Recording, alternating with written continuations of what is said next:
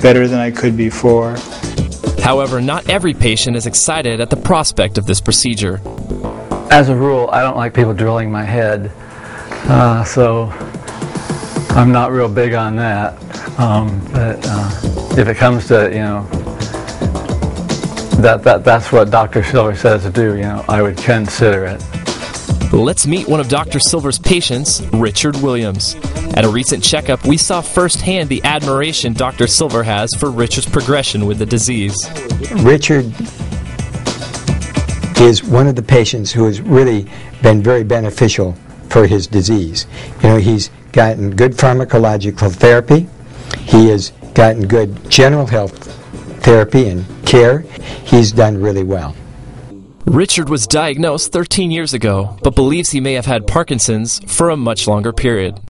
August 5th, 1996. So about 13 years ago, but I can look back another 12 years and think of symptoms that I had. I think I've had it for about 25 years. I was taking a shower once, and I was just going real slow, and I said, if I didn't know better, I think I had a stroke or something, because I was just slow. Despite his long battle, Richard has a very positive outlook on life. Well, it's a lot better than having some of the other things, like cancer, and when I come up here, if I'm feeling sorry for myself, all I have to do is see a little kid taking chemo or something, and it kind of brings back, things come back to you and say, it's not that bad, In addition to treatments like DBS and levodopa, new trial drugs are being developed to counteract the symptoms of Parkinson's. I was on a trial drug, and I'm in transition because the FDA hasn't approved the next lot of tests, but I did well on that. There's no name. I think it's like M70 or something like that, but they don't tell you any name. But I did a Comtan trial when I first came in here. Now, a new drug has come out called Azilect or Rasagiline. And that is a drug that is an MAO type B inhibitor, does a good job. We use that early, and there is some very early evidence now that it may delay the progression of the disease. So that's a new important finding today, and people are excited about it. Still to come on Wealth on Health, for those who thought there was no hope, see the impact stem cells are having in this Parkinson's fight. In early or moderate stages of Parkinson's disease, and so I worked on her for her with this method, and when I saw her 6 months after, she was like another person,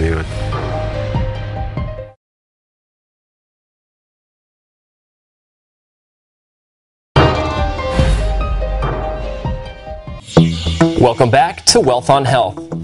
Parkinson's patients aren't the only ones affected by this devastating disease. Caregivers of Parkinson's patients also face an uphill battle as they stand behind their loved ones. Jo Rosen, a woman whose mother and husband both suffered from the disease, founded Parkinson's Resource Organization in 1990. It exists as a much-needed support system for the family of Parkinson's patients.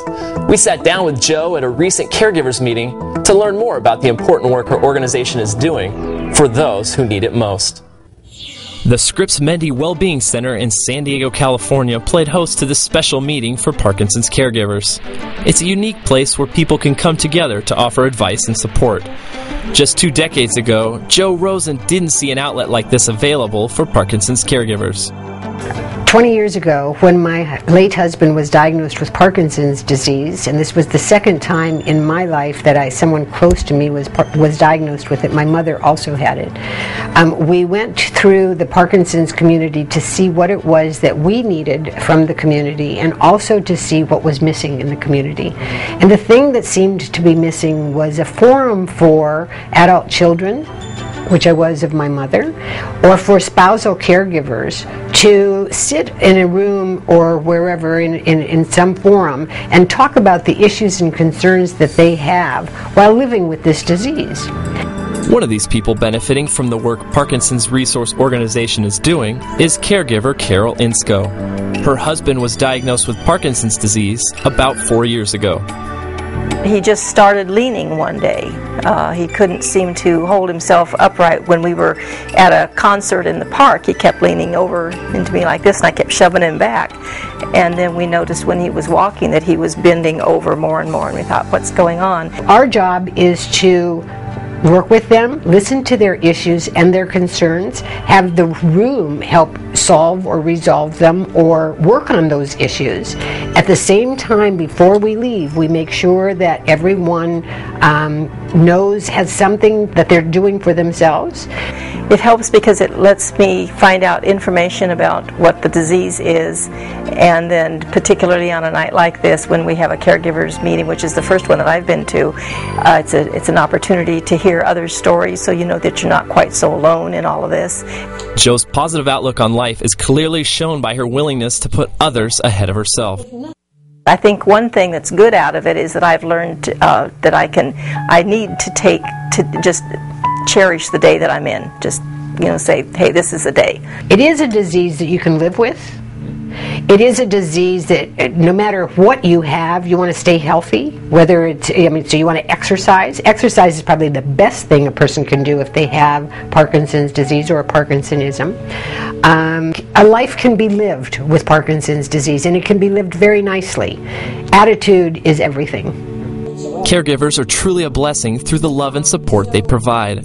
Parkinson's patient Catherine Rodriguez sees this every day in her caregiving husband as she takes part in a Parkinson's research study at the University of California, San Diego. He's definitely been an advocate for me from day one. He always goes to the neurologist with me. He always, he notices things to tell the neurologist that I don't notice about myself, so that is always helpful. He organizes my medications to make sure that they're all on a little chart, and so I remember what to take when, where, and all that type of stuff. When Catherine found out she had Parkinson's disease 10 years ago, it was definitely unexpected. It was May the 10th, 1999. I can be real exact. The reason I remember that is May 10th is Mother's Day in Mexico. I was a school principal, and my husband had noticed some tremors in my right hand. I basically blamed it on stress and ignored it. But he finally convinced me to go to the doctor.